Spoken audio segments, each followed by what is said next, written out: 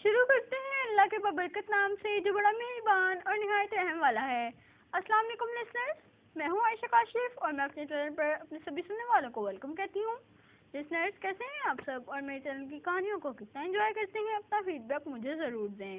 Listeners, कल भी मैं आपके लिए बहुत इंटरेस्टिंग हॉरर स्टोरी लेके आई थी और आज भी लेके आई हूँ बहुत इंटरेस्टिंग हॉरर स्टोरी जो कि आसिम शेयर कर रहे हैं। आसिम कहते हैं कि मैं आपके साथ अपनी ज़िंदगी में पेश आने बल्कि अपनी डैड की ज़िंदगी में पेश आने वाली एक सच्ची खौफनाक कहानी शेयर करना चाहता हूँ। आसिम कहते हैं कि मेरी लॉकडाउन से थोड़ा सा पहले की बात है। मेरे जो डैड थे उनको तेज़ परफ्यूम लगाने का बहुत शौक था। वो जब भी कहीं भी जाते थे तेज़ परफ्यूम लाजमी लगा के जाते थे। उनको बहुत शौक था, उनको बहुत अच्छा लगता था। जिस दिन भूल जाते थे अव्वल तो वो भूलते ही नहीं थे, अगर भूल भी जाते थे तो वो घर वापस आके पहले लगा कर जाते थे फिर जाते थे उस जगह। एक दफ़ा ऐसे ही मेरे जो डैड थे उनको पार्टी में जाना था, ऑफिस की तरफ से पार्टी थी, उनको पार्टी में जाना था। उन्होंने बहुत तेज़ परफ्यूम लगाया हुआ था, आज कुछ ज़्यादा ही तेज़ लगाया हुआ था। मतलब वही परफ्यूम था जो वो हर दफ़ा लगाते थे, लेकिन आज उन्होंने थोड़ा सा ज़्यादा लगाया था और खुशबू पूरे घर में फैल गई थी। इतना तेज था कि खुशबू पूरे घर में फैल गई थी।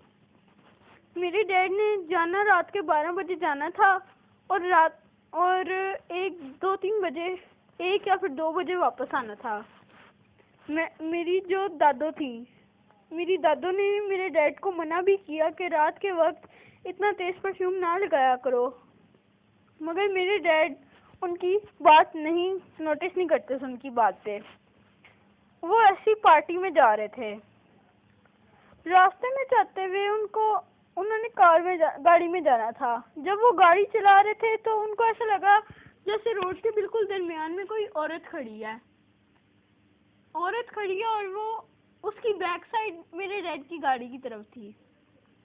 मेरे डैड ने उसको बहुत हॉर्न दिया, इतना हॉर्न दिया, और फिर मेरे डैड ने सोचा कि मैं उतर के जाके इससे बात करता हूँ कि ये सड़क के बीच में क्या कर रही है, इसका क्या काम है सड़क के बीच में, वो भी इतनी रात को। मेरे डैड गाड़ी से नीचे उतरे, वो उस औरत के पास जा ही रहे थे कि उस औरत ने पीछे मेरे डैड की तरफ मुंह मोड़ा। जब उसने डैड की तरफ देखा तो उसका बहुत भयानक चेहरा था, खौफनाक था। उसके लंबे लंबे बाल थे, सर से लेकर पाँव तक उसके बाल थे लंबे लंबे। मेरे डैड ने वहीं पर चीखना शुरू कर दिया। वहां से एक आदमी गुजर रहा था, वो मेरे डैड के पास आया और उनसे पूछने लगा कि क्या बात है, तुम ऐसे क्यों चीख रहे हो। मेरे डैड ने उसको सारी बात बताई कि यहाँ पर ऐसे एक औरत खड़ी थी, उसने मेरी तरफ मुंह मोड़ा तो उसका बहुत भयानक चेहरा था, सर से लेके पाँव तक बाल आ रहे थे और वो मेरी तरफ घूर रही थी। मैंने इसलिए चीखें मारना शुरू कर दी। उस आदमी ने मेरे डैड को बताया कि ये सड़क आज सेफज़दा है, तुमने बहुत तेज परफ्यूम लगाया हुआ है इसलिए शायद तुम्हें वो औरत नजर आ रही है। मेरे डैड ने उससे पूरी कहानी पूछी।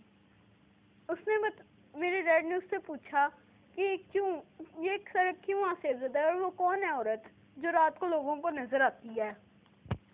उस आदमी ने बताया कि वो औरत एक चुड़ैल है जो रोज रात को 12 बजे के बाद यहाँ पर आती है और जो भी यहाँ से गुजरता है उसको अपने साथ ले जाती है। उसने मेरे डैड को ये भी बताया कि उसने 1 साल पहले उसने यहाँ पर खुदकुशी की थी, उसने अपने आप को मार लिया था। इस सड़क के दरमियान में उसने अपने आप को मार दिया था और उसके ऊपर से एक गाड़ी गुजर गई थी। इसलिए जो भी इस सड़क पे रात के 12 बजे के बाद गाड़ी में गुजरता है वो उसको नहीं छोड़ती। अल्लाह का शुक्र अदा करो कि तुम बच गए हो।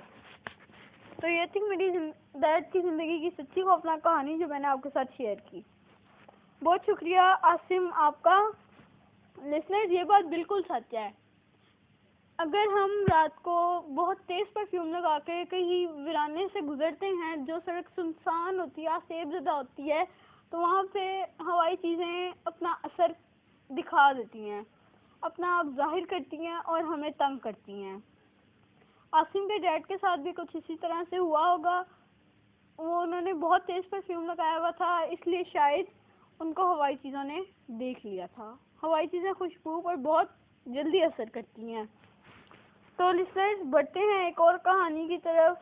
ये खौफनाक कहानी अरहम मसूद शेयर कर रहे हैं। उन्होंने पहले भी एक कहानी शेयर की है। अरहम मसूद कहते हैं कि मैं आपके साथ अपने चाचू की जिंदगी में पेश आने वाली एक सच्ची खौफनाक कहानी शेयर करना चाहता हूँ। अरहम कहते हैं कि मेरे जो से चाचू थे, उन्होंने दो जॉब ज्वाइन की हुई थी। एक जॉब दोपहर को थी और एक जॉब रात में थी। वो रोज रात को, उनको संडे को सिर्फ उनको छुट्टी होती थी, वो सैटरडे को भी जाया करते थे। और हम कहते हैं कि मेरे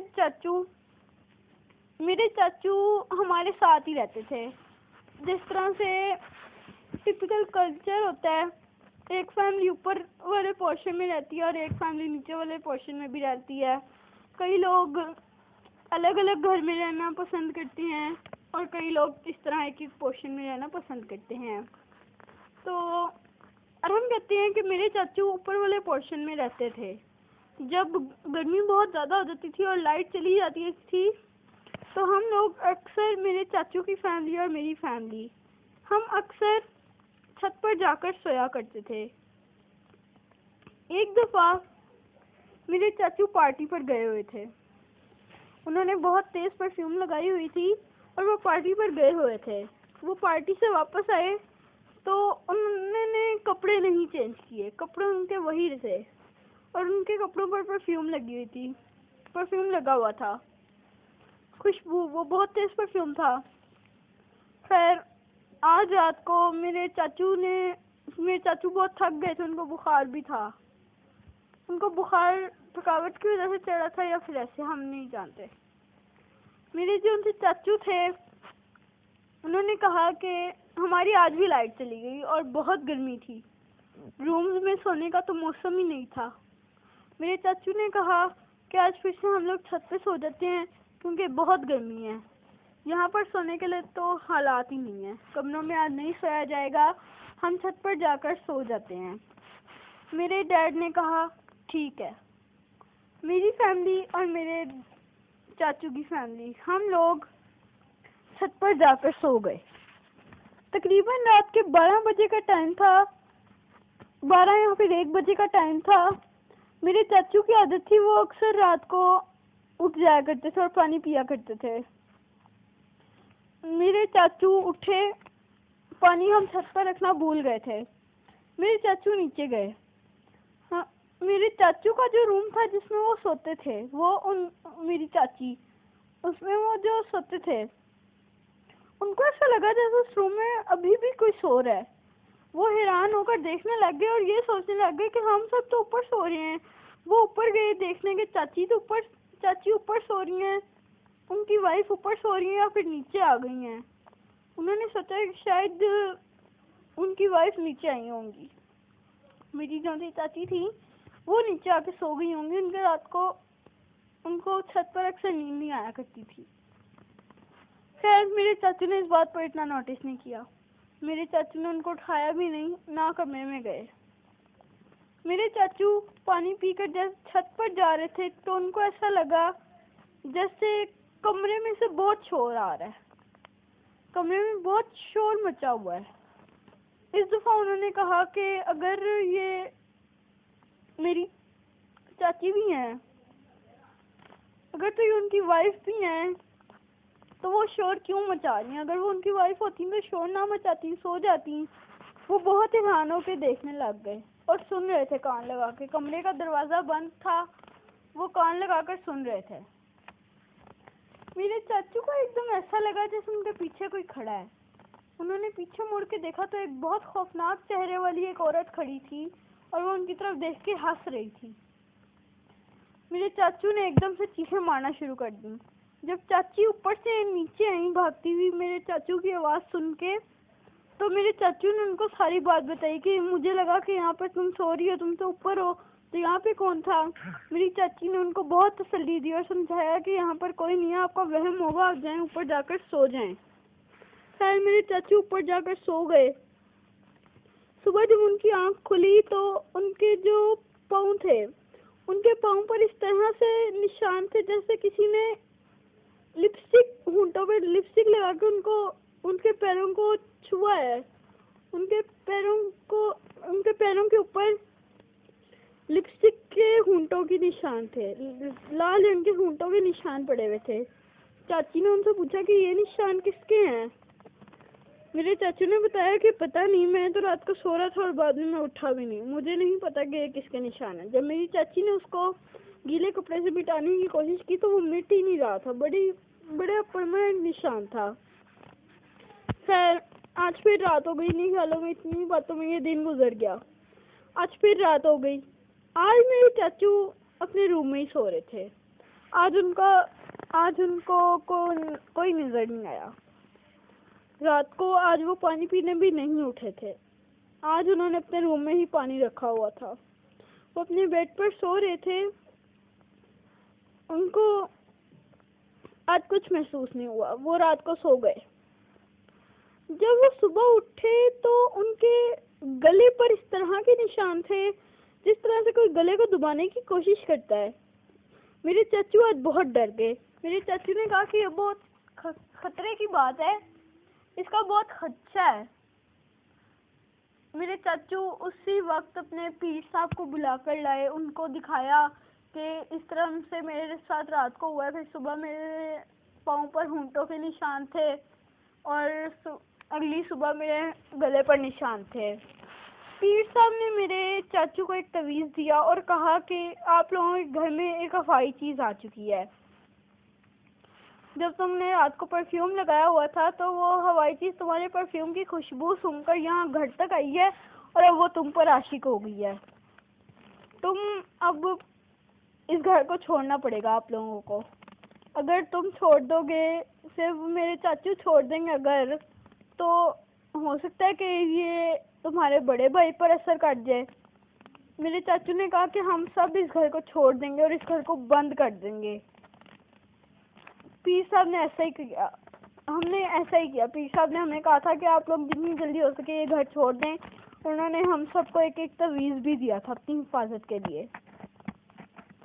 पीर साहब ने कहा कि अब आप लोगों के पास सिर्फ दो ही हाल हैं, या तो फिर इस घर में आप लोगों को रोज रोज कुछ ना कुछ महसूस करना पड़ेगा, या तो फिर आप लोगों को ये घर छोड़ देना पड़ेगा। लेकिन हमने एक ही ऑप्शन को बेहतर समझा कि हम ये घर छोड़ दें। उसके बाद से हमने वो घर छोड़ दिया था। ये मेरे चाचू की ज़िंदगी की और मेरी ज़िंदगी की एक सच्ची खौफनाक कहानी है कि जो मैंने आपके साथ शेयर की। बहुत शुक्रिया अरहम मसूद आपका। लिसनर्स, पिछली स्टोरी में भी मैंने आपसे यही कहा था कि परफ्यूम तेज़ ना लगाया करें, और इसमें भी मैं आपको यही कह रही हूँ कि परफ्यूम पर हवाई चीज़ें बहुत ज़्यादा आशिक होती हैं। तो प्लीज़ अपना ख्याल रखा करें। रात को अगर आपको देर से वापसी होनी है या आपको देर से जाना आना करना है तो आप परफ्यूम ना लगा कर जाया करें। कोशिश किया करें, साथ रख लिया करें, जाकर लगा लिया करें या ना लगाया करें, कोशिश किया करें। लिसनर्स, ये थी आज की कहानी जो मैंने आपके साथ शेयर की। तो लिसनर्स, अपना बहुत सारा ख्याल रखें और मेरे चैनल को बेल आइकन को प्रेस करना मत भूलें। सब्सक्राइब करें, लाइक करें, सब्सक्राइब करें एंड बेल आइकन को प्रेस करना मत भूलें। आयशा को दुआ में याद रखें। मैं आयशा, मिलती हूँ आपसे अगली कहानियों में। तब तक के लिए अल्लाह हाफिज़।